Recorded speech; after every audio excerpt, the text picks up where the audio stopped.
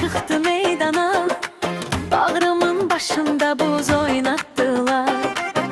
Eridim, töküldüm, estim, titredim, elə bil sinemde köz oynattılar. Ani bir bakışla geldi üz üze, kimdi bu ceyranı bırakan düze? Biri melek dedi, biri möcüze, şairler ortada söz oynattılar. Üreye odaktı, damara ışık, değdi birbirine hanende aşık.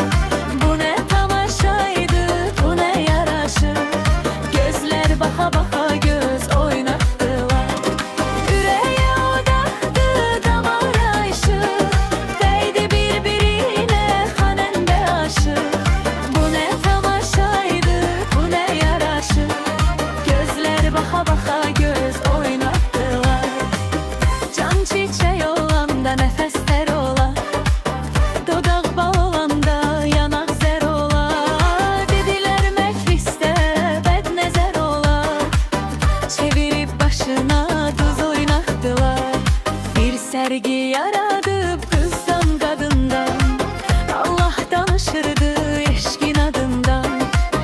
Bu toy zelim kım çıkmaz yadından.